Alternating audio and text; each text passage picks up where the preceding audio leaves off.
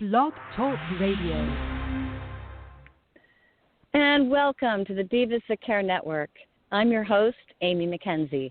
Today's show, The Wow of Women, features the remarkable journeys of women whose powerful and extraordinary choices positively impact people's lives. I'm so excited to bring on our guest today, Kai Coggins. Let me tell you a little bit about her first. Kai is a poet, an author, a teaching artist living in the valley of a small mountain town, Hot Springs National Park, Arkansas. She holds a BA in English, Poetry, and Creative Writing from Texas A&M University. And her work has been published in numerous periodicals and reviews, journals, and whatnot. She's the author of 3 full-length collections, and she has been awarded and nominated for the Pushcart Prize, Bettering American Poetry. She's been Best of the Net in 2016 and 2018, and I wouldn't be surprised if it happened again in 2020. Her work is wonderful. Mm-hmm. She teaches adult writing classes, creative writing, that is. She's a teaching artist with the Arkansas Arts Council and the Arkansas Learning Through the Arts. And she specializes in bringing poetry and creative writing to youth around the state. She's also the host of the longest-running consecutive open mic series in the country, Wednesday Night Poetry. Kai, thank you so much for taking the time. You're one of the busiest people I know during this pandemic. Thanks for joining us today. Thank you so much, Amy. I'm really, really honored and humbled that you've asked me to join you. I know that was a really long bio. I don't know if we have time for the interview now. I didn't leave you much to say, but there is so much to say about you and your work. And I'm a prime example of someone who's been fostered under your care, with the fact that you chose to bring out this poetry that's always been a live situation in your little town and make it global by bringing it online to keep people engaged and connected during this pandemic is a wonderful gift that you've given to all of us. So thank you for that right up front. Well, thank you for joining us, and having your voice in our chorus has been an extraordinary thing. Just getting to know you and getting to know so many people through this time of isolation has been such a blessing to me, and I don't take the responsibility lightly. I take it as such a gift, and it's given me purpose through this pandemic. With Wednesday Night Poetry being the longest-running consecutive open mic series in the country, I felt this sort of pressure to what am I going to do when we're in isolation? How are we going to keep it going? Because we have this streak, and it's our thing that we really hold on to. It's legendary, and we've met 1,633 weeks in a row.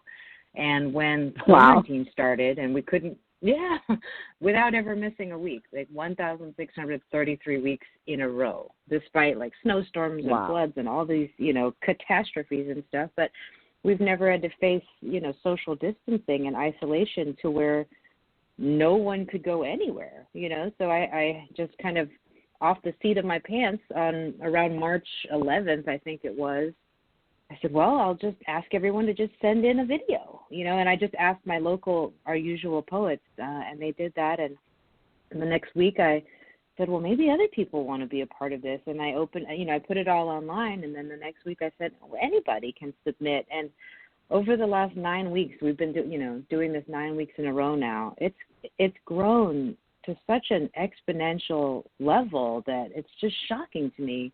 And it's been such an organic and beautiful growth. And it's such a nurturing community.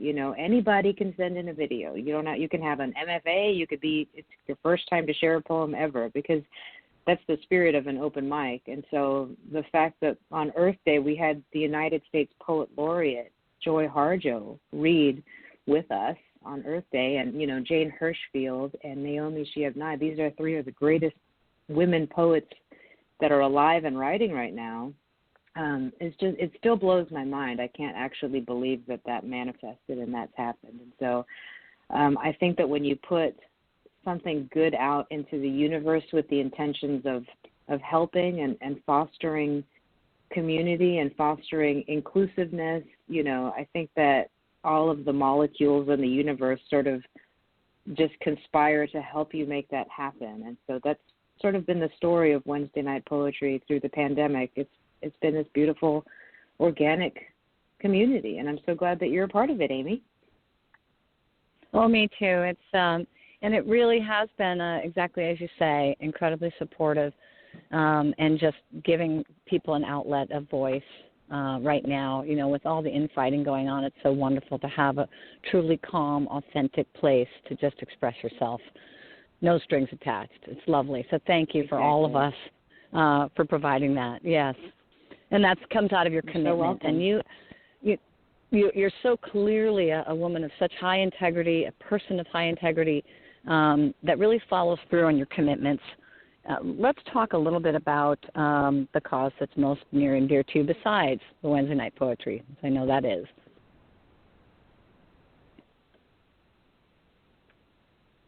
Did you have a question? Or yeah. Well, yes. Okay. The cause that's most near and dear to you that you mentioned is poetry for children, education. For healing children. Yes, absolutely, yes. absolutely. Yes. I was just waiting for a question, but yes, poetry for children. I didn't want to step on your toes. Poetry as a means for healing has been something that's definitely been a passion of mine, and it started, within my own life, as a product of divorced parents and a single mother and poverty and growing up as a young gay person in the closet and, all of these different traumas that I lived through, including rape as a teenager and just so many horrible things that happened when I was young that resulted in trauma. If I didn't have poetry as an outlet or as a window, I don't think that I would have survived my young life.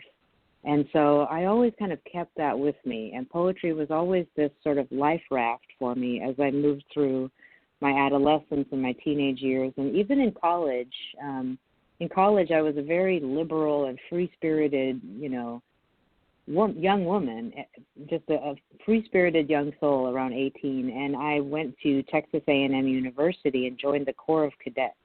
And that's kind of the opposite of a young, liberal, budding lesbian, free-spirited girl. It's sort of the opposite of that. And it they crammed this military right-wing fundamental. I mean, it was very, very difficult for me to flourish in that environment. And actually it sort of robbed me of my spirit for a few years. And if I didn't have poetry to sort of lean on and to remember myself in and to express myself through, I wouldn't have survived that either. And so knowing how much of a help it was to me, when I turned around and became a high school English teacher upon graduation, I always kept poetry sort of in my back pocket. And I went back to the school district that I grew up in, Alief Independent School District in Southwest Houston. And the demographic there is made up mostly of 98% Black and Hispanic, 2% Asian, and, a couple of white kids. And so I grew up in that neighborhood, and so I knew all of the different stereotypes and pigeonholes that people growing up in that area get placed into, And so I knew the struggles that my students, 9th and 10th graders, were going through. And I was this young teacher, 24 years old, fresh out of college with all my radical ideas and, my energy and stuff. And I was the type of teacher that brought my kids outside for drum circles and poetry readings. And I built a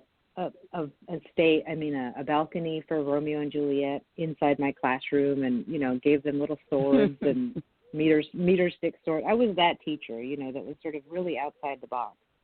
And one of the things that my third or fourth year teaching, one of the things that really shaped my career as a teacher was when I brought poetry into the classroom using the Sandra Cisneros poem, Loose Woman. And, like I said, my kids were kind of rough. People would call them, gangster or like they're hood or whatever. And so this poem, Loose Woman, I don't know if you're familiar with it, by Sandra Cisneros. She wrote The House on Mango Street. This poem deals with... that I am familiar with. Right. She wrote this poem called Loose Woman, and it deals with stereotypes that she herself was confronted with growing up as this outspoken Latina woman in Chicago, And so my students really identified with it. And when I put it up on the overhead, you know, and we started to analyze it, they were all just giggling because it says bitch on the overhead, and, you know, and we were analyzing the poem, and I could just tell that they were really engaged with it. And so when you actually get engagement with a group of teenagers that are sort of rough, it's a good thing to harness that and stay with it. So over the next couple of months, you know, this poem transformed itself into this massive, amazing undertaking where I had the students write their own version of that poem that reflected the stereotypes that they had. And they were so engaged in it. I told them they could write whatever they needed to and sort of turn the stereotypes onto their heads, you know, like refuse the stereotypes that have been placed on them and speak their own stories. And their poems ended up being so authentic and so beautiful and so powerful that, again, I didn't want that engagement to stop. So they cut magazine scraps out and decorated the poems, and we printed them out and all that stuff. And they were beautiful, and I hung them in the hallway, and I was really proud after that poetry unit. And then the next unit was persuasive writing. And so I was like, oh, what are we going to do for persuasive writing? And I had the students write a letter to Sandra Cisneros inviting her to come to our school to read that poem to us. And I thought it was just such a long shot, you know, like, okay, whatever. But I did it anyway, and I found the address of Sandra Cisneros' agent in New York City. And so I had my students write, you know, their letters, and we typed them all up, and I brought fancy pens into the classroom, and it was the first time a lot of them had signed their own signatures. And so they wrote these beautiful letters asking her to come and saying how much, you know, how that poem affected them. And they had these letters, and then on the back side we printed their original poems. So it was like you get this persuasive letter.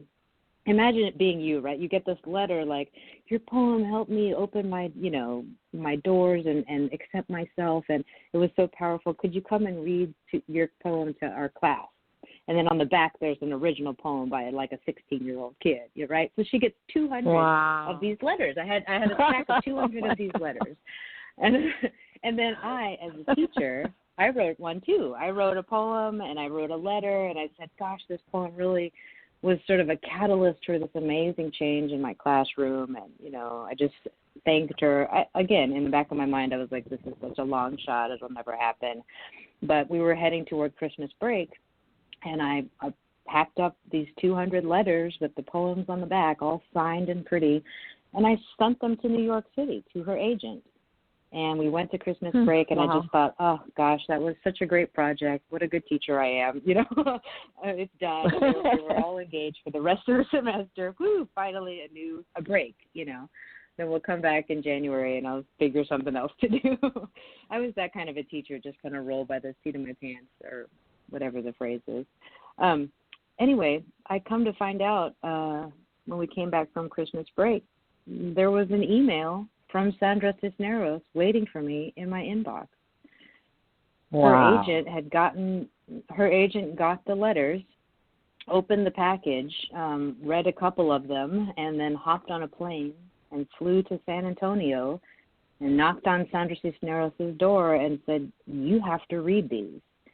And at the same time, coincidentally, Sandra Cisneros had been in this sort of spiral of darkness. Her mother had just passed away, and she was in this really dark place, and she wasn't writing. She couldn't finish her novel. It was just this really bad place that she was in. And all of a sudden, her agent comes to her door, knocks on it, and her chihuahuas are running all around her feet and everything. And, you know, she gets this sort of magical gift of 200 letters from these teenagers in Houston, which is kind of like growing up in Chicago, you know. And it was like the universe meeting, and you know, it was one of those things that is just like out of, you know, that it's divine timing. It was out of my hands and out of her hands, and we both sort of answered each other's prayers. And so she read all the letters and all the poems, and sure enough, she came and saw my students and I got all my kids out of their classes for the whole day. I know. I got them out of their classes for the whole day, and they dressed in their Sunday best, their, church clothes or whatever, and I had them bring a meal that represented their culture. And we had the whole day in the computer lab with Sandra Cisneros, and I put their poems all over the wall, and we had a poetry reading with her. And not only did she read her poem to us, but all of my brave young students read their poems. Well, not all of them, but most of them read their poems to her. And in my whole life, in my whole education, teaching, and, this is one of those top 5 things in my whole life that it's like, this is something that is just out of my hands, something that was for the good of the whole, something that changed people's pathways and made them believe in their own voices. To think that an internationally famous author that won the Presidential Medal of Freedom from President Obama would come to my school to see my kids, my sophomores and freshmen, and just spend the whole day with them, made them feel so seen and so important and so valued, when normally these kids are just thrown on the wayside and no one really, gives a damn about them. And so for this famous author to come and give a damn about them was a huge thing. And she had just published her latest book, Caramello, and she brought a hard copy book for each one of the 200 kids. Wow. A hardcover book. And for most of them, it was the first hard copy book that they ever owned. And they all got in a line afterwards, and she autographed every single one. I mean, this is one of those stories that just stays with me. And so when you ask about poetry, isn't it? Yeah. I mean, it's extraordinary. It's just one of those things. And I was always a poet also, but when I graduated from college, I was like, well, what the hell, how do I become a poet? What do I do?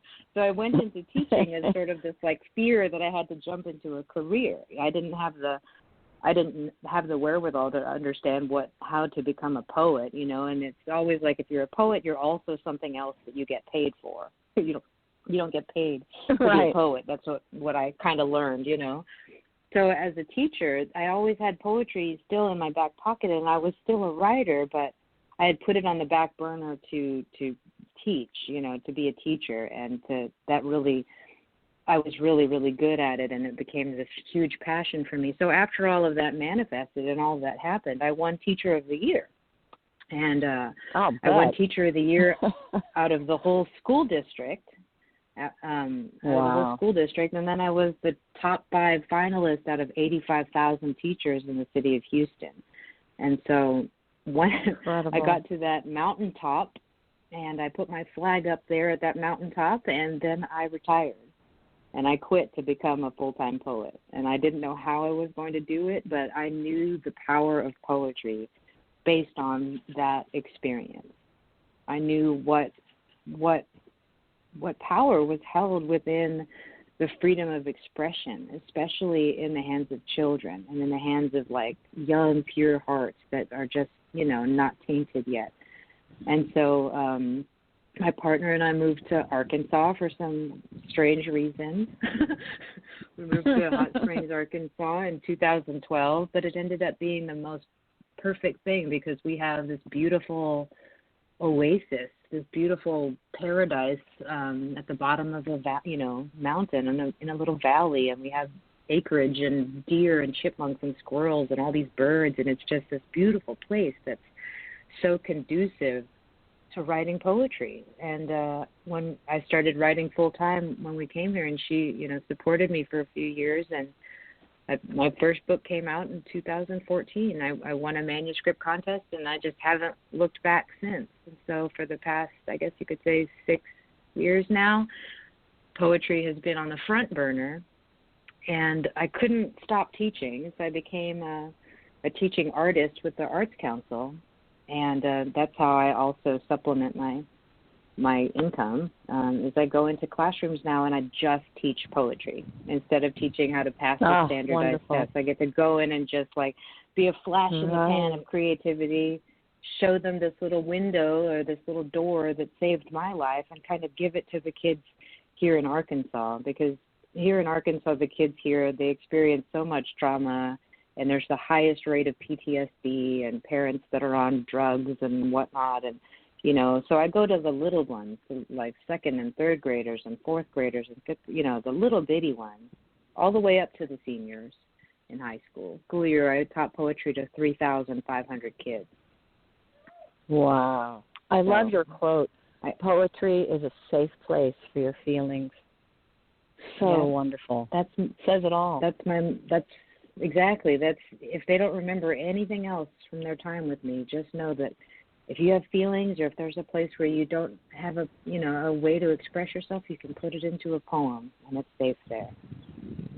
And that's what saved my life. And so I know that it's saved a lot of kids' lives in the past 5 years that I've been doing it. I've had students tell me that poetry has changed their lives. And so that's where I am. I miss the students so much. I miss being in the classroom. It's such a mutual gift. Quarantine. Thank you. Oh yes, I'll bet. But it's such an exchange, because I imagine that as you're giving so much of yourself in the process of helping and healing, connecting with people, helping them no longer feel isolated or unheard, in exchange, you get to have that experience of actually being part of the solution, making a difference in someone's life, especially a young life where they have their whole life to really do something with that tool, and giving it to them so young that it'll be there for them when that time comes, that it's really the answer for them at that moment. What a wonderful exchange of gifts between you and those that come under your tutelage. It's just beautiful. And you created so much. Could I read you a poem? Please do. I would love it. Yes, please. Okay. It kind of goes with the topic that we're talking about, and it's from my latest book, Incandescent, which was released in 2019 by Sibling Rivalry Press, and it's called How Do You Teach Poetry? How do you teach poetry? You read it out loud to a room filled with children, as though a fire lives in your gut, as though magic lives in your heart, and you only want to put it in their cupped-together hands. You hold a magnifying glass up to meaning, dig around and show them all that lies beneath until they want to find it themselves, until they are the instigators of discovery, until this language becomes one with their small mouths, until they are excited in uncovering layers of intention and the puzzles of sound. How do you teach poetry? You ask the children to read it out loud. Just a line, maybe two. Is that what the poet is really trying to say? Are you reading the back of a cereal box? How do you think she is feeling there? Remember what a metaphor is? Onomatopoeia.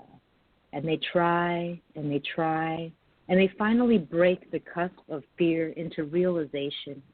The stage fright becomes ownership. They invest in the feelings themselves, and the poem comes to life in their hearts. How do you teach poetry? Offer it as a safe room, a quiet place, a space without teachers, parents, adults, a sky to learn their own wings, to fly around, bump into walls, soar, hear the sound of their own inner voices, have the freedom to truly express everything held inside, and that pain is not something they have to hold on to. Give it to poetry. Tell them poetry will keep your secret. Poetry will not leave you.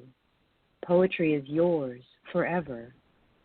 Children are much deeper than we give them credit for. Their eyes still open to the higher worlds, their spirits still in tune with intuition and grace, and in this room of poetry, in this carved-out space that is safe, lay a welcome mat that starts with a smile, and open a door to everything all at once. Oh, my gosh. I have so much to say. It's stupendous. It's an absolute step-by-step guide and yet it's still within the absolute framework of a poem, to be the instigators of discovery. I love that. Right? Oh, it's a way into the key is curiosity, and you embody that in this work. It's just wonderful, and I really, please send me a copy so I can read it again and just bemuse over it. I just love it. And you literally could use it as a teaching guide. It's incredible. Step by step. Here's how we do this. Yes. I highly recommend it. Okay. Yeah. So in order what a wonderful treat. Thank you for reading. Thank you. Of course. In order to quell my missing the kids, I just recorded a 3-day series of haiku lessons for second graders. Oh. And so I did a whole video series that the Arts Council is going to be using in place of my residencies. And so while this quarantine is going on, instead of me going into the classroom, they'll be using this video series that I created to teach them haiku. And it was really fun because I got to use my nature around me, my koi pond, and a little chipmunk came and a butterfly. And so I was literally using all of this nature around me on my property at my house that was working symbiotically to create this interactive lesson for these kids. And so again, when you put this in, I know it was like Snow White or something. It was ridiculous. I want to literally take the course. A chipmunk came. I know. That's what so many people are saying. I want to be 7.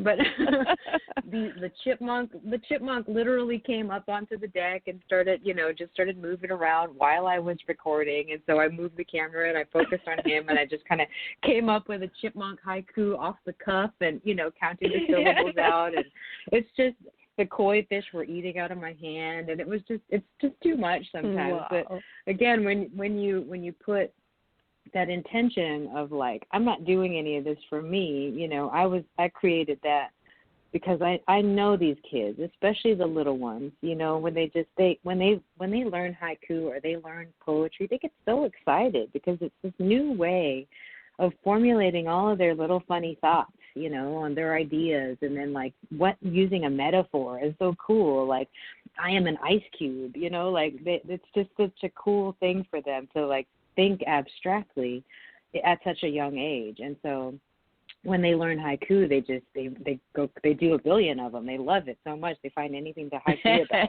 And so when I putting that out there and knowing how, especially the little ones, how much they miss school and they miss that interaction, and they're just at home now with their little iPad screens that are issued by the school.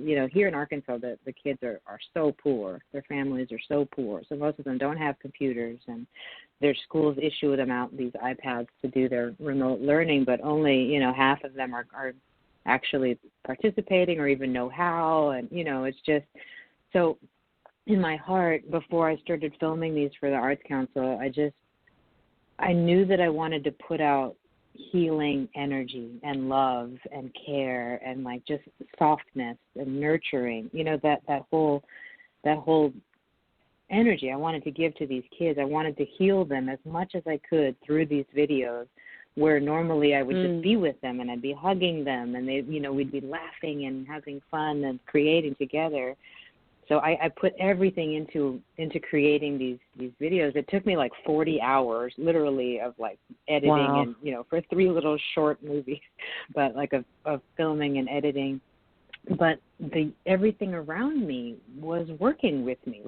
Literally, I'd be saying something, and then a bird would start singing in tune with what I was saying. I mean, it's the timing of all the animals, and it was just the universe was conspiring with you.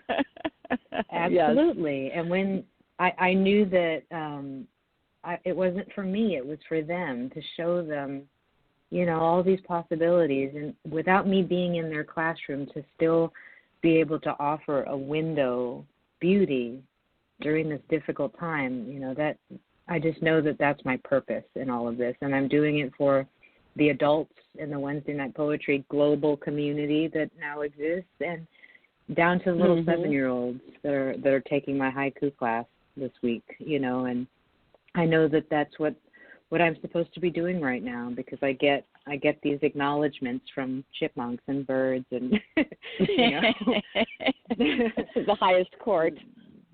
Yeah, exactly. They come and say, you're exactly where you need to be at exactly the right time. And so things are beautiful things are happening. And opportunities for me are coming out of this, because people like you that are noticing this are highlighting this or shining a light on my efforts, and hopefully I can help more people through their finding out about this. Maybe there's poets that listen to your Blog Talk Radio show that will join our community as well. And so I just want this love and poetry healing to just sort of ripple out into whoever needs it until all of this is over and behind us. And after that, we'll figure out what we do next. That's what I'm doing right now. Exactly.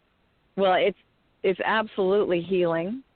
And I would add magic, because it's magical. And you are giving a gift to all of us by inspiring imaginations to be unleashed in our youth. And for that, I personally thank you, because that's a huge gift to all of us. That's the one thing that we have that's different.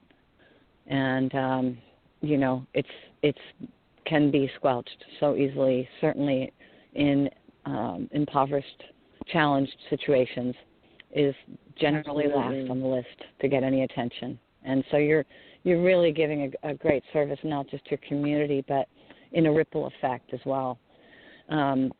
Tell us how people can connect with the Wednesday Night Poetry themselves if they want to join you, and how we can all take your haiku class. How they can find you. You can take my haiku class. I'm sorry, but you have to be 7 or 8.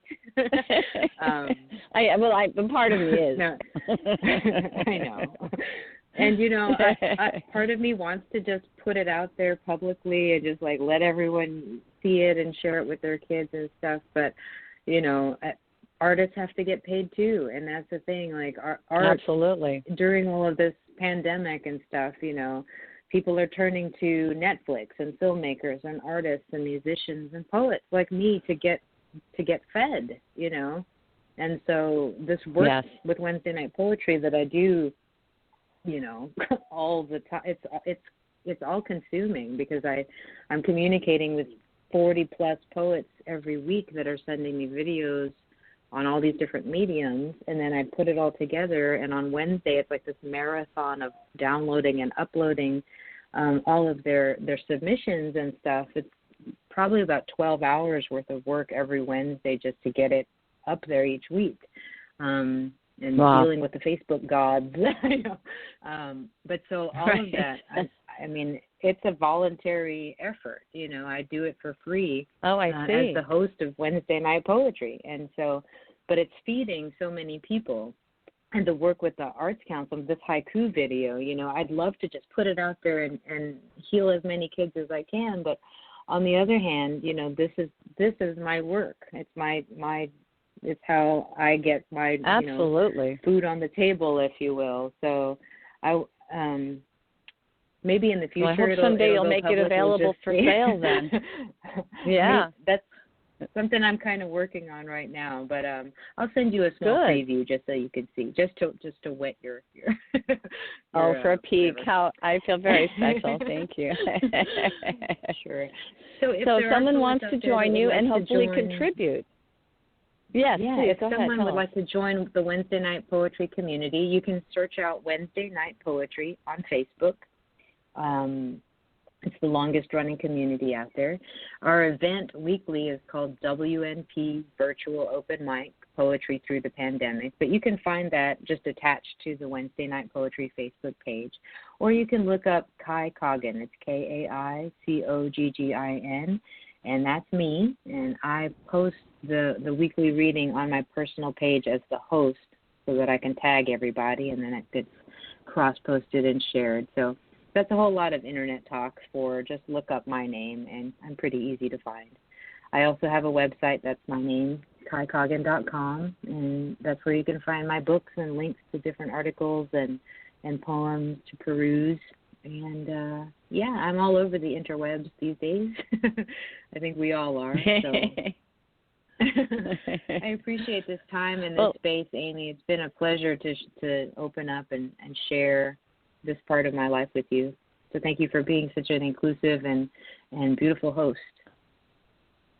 Well, thank you so much for taking the time with everything you have going on. I know our guests are going to love hearing this. Thank you for the extra special gift of reading your wonderful poem. You have so many more. I really encourage people to, look up Kai and her wonderful books and selections. There's just so much. I love your website, by the way. It's a plethora of wonderful tidbits and articles and poetry and books that you can purchase and inspiration all around. So thank you for being an inspiration and taking the time to join us today. It's been my pleasure. In closing, Amy, I want to thank. Yes, please go ahead. I was just saying thank you so much, and stay warm up there in Norway. Oh, yes. Yes, live from Norway. So we want to thank Kai and all of our listeners, our producer, the founder of Divas That Care Network, Candace Gish. Candace redefines the word diva to mean a courageously self-assured woman. And in your case, I would add passionate and magical. The Divas That Care Network offers women of all walks a platform for sharing their voice in the world. We invite you to join us. Visit divasthatcare.com to hear more inspiring stories and perhaps add your voice to the conversation. Thanks much for joining us. Take care until next time. Over and out.